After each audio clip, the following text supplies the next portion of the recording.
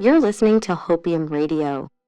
Ladies and gentlemen, tonight's broadcast features Andreas Antonopoulos, one of Bitcoin's most trusted teachers. A clear and uncompromising voice for sound money, Andreas has spent the last decade making Bitcoin understandable to ordinary people through his talks, books, and patient explanations, always focused on freedom, sovereignty, and the power of an open network. Now, settle in. Andreas Antonopoulos. Good morning, everyone.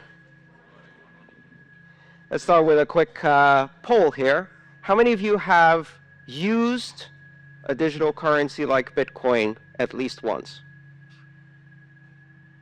And how many of you own Bitcoin at this moment, or any other digital currency? Okay, we can fix that. If you like, later on today, come find me. I would be delighted to demonstrate to you how to set up a Bitcoin wallet on your smartphone, and I will give you your first fraction of a Bitcoin, not a whole Bitcoin, and show you how a transaction works. Because Bitcoin and the digital currency revolution it has started is best demonstrated and experienced than explained. It's actually very difficult to explain Bitcoin. I've spent the last 5 years learning how to explain Bitcoin. That is my full-time job. Unfortunately, the developers keep making new stuff, which I then have to explain all over again. So, for a moment, forget everything you think you know about Bitcoin. Forget everything you've heard about blockchain, and let's start from basics. In 2011, I heard about Bitcoin for the first time, and my reaction was exactly the same as the reaction of everybody else who heard about Bitcoin the first time, including its founder, and that reaction was, ha! Nerd money. That's probably just for gambling. 6 months later, I heard about Bitcoin again. And this time, I read the white paper that launched this system. And my background in computer science and distributed systems allowed me to see behind the illusion of what I thought Bitcoin was, and it blew my mind. In my life, I have now had 6 occasions in which I have become absolutely obsessed with a system of technology to the point of forgetting to eat, forgetting to sleep, and consuming as much knowledge as I possibly can. My first computer, when I was 10 years old, my first programming language experience, my first modem, my first access to the web, the first time I used the web browser, the first time I downloaded and installed the Linux operating system, and then Bitcoin. When I've discovered it, I spent 4 months consuming as much as I could, except food. I lost 26 pounds on the highly inadvisable diet of obsession. I have not emerged from that because I keep finding new layers of depth to understand this. And the reason it's so fascinating is because it isn't what it appears to be at first glance. Bitcoin isn't money. The blockchain isn't a system of currency. It is a platform of trust. It's not a company. It's not a product. It's not a service you sign up for. It's not a currency. Currency is just the first application. It is the concept of decentralization applied to the human communication of value. Because what is money? InQ told us it's an illusion. It's imaginary. And the reason we don't grasp that is because it's so deeply embedded in our civilization. Money is one of the oldest technologies that humanity has. It precedes writing. How do we know that? The very first samples of writing we have are spreadsheets. They are tallies and ledgers of debts owed, and money pre-existed that writing. You might even speculate that money had an oral tradition until it needed to invent a written tradition, so writing was created for it. In the history of money that now spans tens of thousands of years, there have been maybe 5 major changes. From pure barter exchange to the introduction of the first abstraction of value, shells, feathers, beads, nuts, stones, and then precious metals, and then paper money, and then plastic money, and now network money.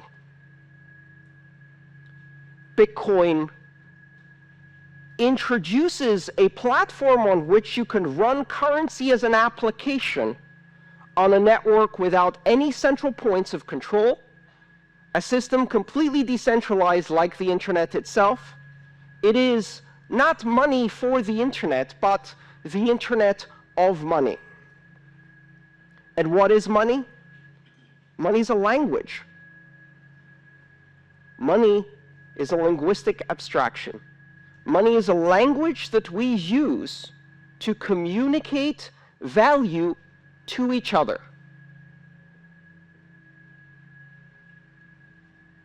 Money simply allows us to express value, and that value may have economic consequences, but it also has other consequences.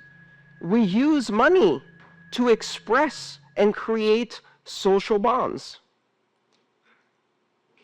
and relationships and associations and to create organization. Bitcoin is the first system of money that is not controlled by any entity, that is completely decentralized. And what that does is it introduces the very same things that the internet brought to communication. If money is speech, if money is a language, and you disconnect it from all other media, and you make it pure speech, pure content, an internet content type, a protocol designation, money over IP, it completely separates it from all of these previous notions of nations, sovereign issuers, institutions that control. And so we go from institution-based money to network-based money. And of course, everyone will welcome this with open arms. Not a chance. What do you think they said the first time someone was presented with a gold depository certificate instead of a gold coin? They said, "That's not money. Go away." What do you think happened in 1950 the first time someone showed up at a motel and presented their Diners Club membership card and said, "I'll pay with this piece of paper"? That's not money. Go away. And now we're on the verge of a new transformation of money. We're on the verge of creating the first completely global, completely borderless, completely decentralized, and completely open form of money. One where you can build applications because this money is programmable. And you don't need to ask anyone's permission to launch an application any more than you need to ask permission to launch an application on the internet. And the only requirement to have a successful application on the Internet of Money is 2 interested participants. That is your market segment, and you have an application. And 1 million applications will flourish. When you push innovation to the edges of the network, when you remove the requirement for permission, what happens? Exponential explosion in innovation. The applications that could not be built on the old systems of money because they required permission, because they required a significantly large market segment, because they required adoption by many in order to be available at all. Now, none of those requirements exist. Anyone in the world can download an application or use even a feature phone with text messaging and immediately acquire the same powers that institutions of banking have today. And when I say anyone, that's only scratching the surface. Because, ironically enough, not only does Bitcoin and blockchain currency not recognize borders, it also does not recognize people. It doesn't matter if you're a person, or a refrigerator, or a self-driving car. Throughout the history of money, ownership of currency required personhood, either as an individual or as an association of individuals in a corporation. Bitcoin can be owned by machines. Bitcoin can be owned by software agents. Machines can pay each other. And that is not just about economic activity. It's the basis for market-based security systems. It's the basis for creating bonds of authentication between devices. It's the basis of new applications that have never been done before. Bitcoin and blockchain technology unifies the systems of money. Today we have systems of money for small payments, systems of money for large payments. We have systems of money for payments between individuals. We have systems of money for payments between companies. We have systems of money for payments between governments. Does that remind you of something? That's how communication used to be before the internet. We had systems of communication for pictures, systems of communication for letters, systems of communication for short distance and long distance, and the internet came and unified all of those. What the Internet of Money does is it creates a single network which can do a microtransaction to a gigatransaction in seconds, anywhere in the world, for any participant without permission. But if you just look at the application of money, you're missing the point. Because you can take the language, the building blocks of this platform, and use them to construct other languages that communicate value. Tokens, reward points, brand loyalty coins. Today there are over 1,000 digital currencies using the design pattern, the recipe of Bitcoin. Most of them are junk. Some of them are not. And over the next decade, we are going to see tens of thousands and then hundreds of thousands of coins. Some will have economic use, some will simply be expressions of loyalty, affiliation. They will represent items in the physical world, the title for a house, the controlling key for a car that can be transferred from one owner to another, and 5 seconds later that owner can step into the car and drive away because the car can validate the new standard of ownership. We cannot yet imagine what applications we're going to build around this. But one of the interesting things we're beginning to observe is that money arises out of the social construct of Homo sapiens spontaneously. It even arises in primates. You can teach monkeys money. You can teach dolphins money. You can teach greys, parrots, money. And they will learn how to exchange abstract tokens for food and then use them to build social relationships. They'll also invent strong-arm robbery. Beat up the other monkey, take away its pebbles, eat the bananas. And we see that same thing happen in children. Toddlers invent money in kindergarten. Blocks and rubber bands and Pokemon cards and other little tokens, abstractions of value that they exchange to strengthen social bonds, to express loyalty and friendship, to learn about sharing. Children will be building currencies. Only this time these currencies will be global, unforgeable, and scalable on day one. A few years from now, Maria will be launching Maria Coin in her kindergarten to compete against Joey Coin. And it won't really matter to anyone. Until, of course, Justin Bieber launches Justin Bieber Coin, and it happens to surpass the market capitalization of 30 nations on this planet.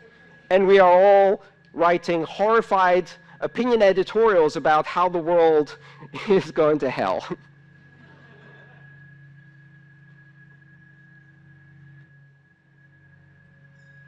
What's happening with this technology is astonishingly deep.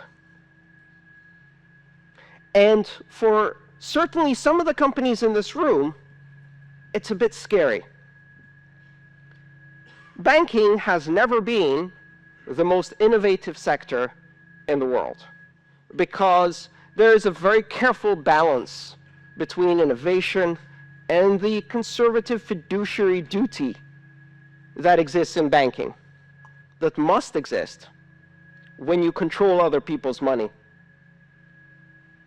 And yet with Bitcoin, you don't control other people's money. In Bitcoin, I control my money. I have complete and total authority over my Bitcoin. It cannot be seized, it cannot be frozen, it cannot be censored, my transactions cannot be intercepted, and they cannot be stopped. And I can do so with almost complete anonymity, and so can anyone 5 minutes after they download an application, and money has changed forever, and banking has changed forever. The idea that you can proceed in the industry of money, in the industries of commerce, and maintain the same conservative attitude that has existed now for centuries, ever since merchants in Venice and Amsterdam started issuing depository certificates and providing banking services. That is gone. That is gone. You cannot operate closed systems that have borders and require permission to join at a rate of innovation that is controlled by the most conservative tendencies within your organization, because now you are competing with a technology that enables exponential growth, exponential innovation at the edges without permission by anyone in the world. And it's not about anyone in this room. Why? We represent the privileged elite. I can go onto a brokerage account, open it up online, and be trading on the Tokyo stock market within 12 hours in yen. That is the privilege that I have. 1.5 billion people have that privilege. 6 billion people can operate mainly in one currency and perhaps have some basic banking services. 4 billion people are significantly underbanked, and an astonishing 2.5 billion people are completely unbanked. They will leapfrog.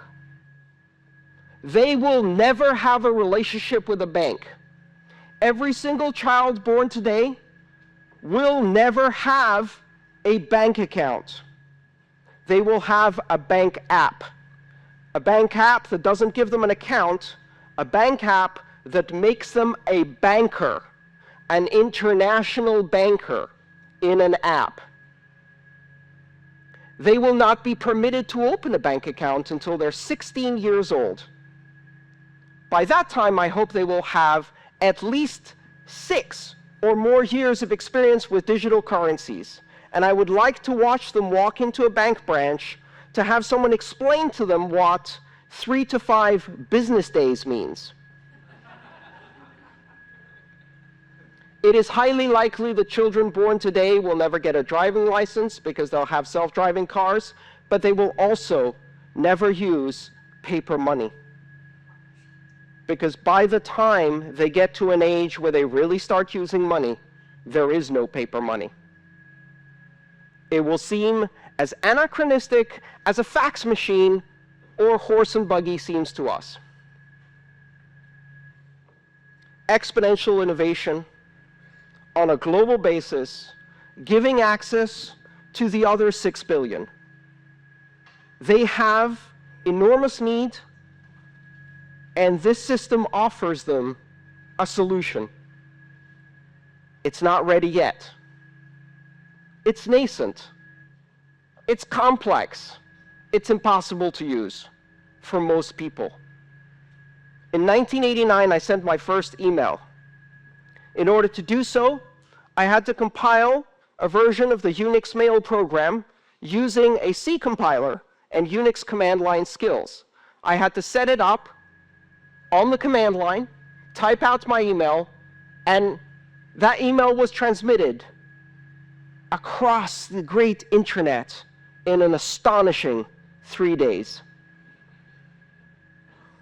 Exactly 20 years later, my mother replicated that experience with a swipe. Bitcoin today, and all of the currencies that are built on that recipe, are just at the same level that the internet was in 1991. Only now, we have the internet. And so the rate of exponential growth has already started. The innovation is growing at an astonishing rate. I spend every single day full-time trying to keep up with Bitcoin. Just one currency, and it's almost impossible. Do not underestimate this. Do not listen to the people who tell you that Bitcoin is just for pornographers, terrorists, drug dealers, and gamblers. Remember that they said the exact same thing about the internet. And when you give it to 2 or 3 billion people, they're not interested in those things. They're interested in sharing cat videos. And now we have an internet of 1 billion cat videos. When you take digital currency mainstream and give it to the 4 billion people who have been isolated from international finance and commerce, and you give them the opportunity to control their money against despotic governments and corrupt banks that are stealing from them, you give them the opportunity to control their future.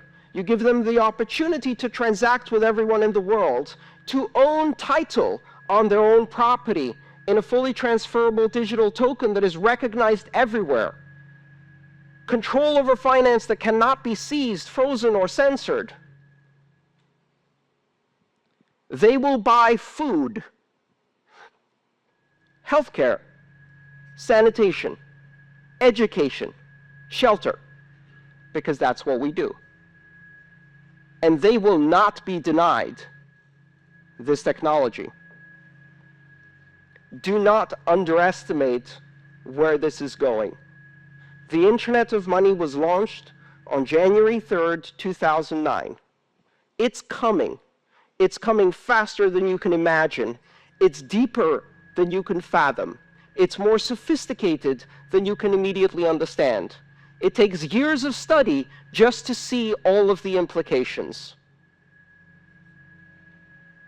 and it is a gift to the entire world, a technology that represents the sixth greatest innovation in the technology of money, the most ancient technology of our civilization. Thank you. And that brings our session with Andreas to a close. If his words left you thinking a little deeper about freedom, responsibility, and the quiet power of an open network, then the signal did its work. Stay tuned for the next broadcast as we continue our journey through Bitcoin's most enduring voices, right here on Hopium Radio.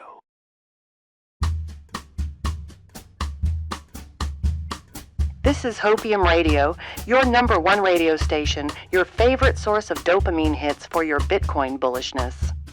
Broadcasting every day on the internet, where every dip is healthy, every pump is inevitable, and every chart is somehow confirming the thesis.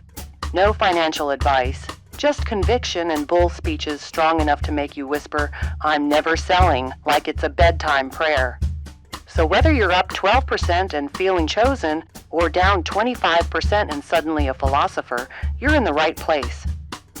Lock in, turn it up, and stack sats responsibly, irresponsibly, because you're tuned in to Hopium Radio, where the signal is strong and the positivity is borderline toxic.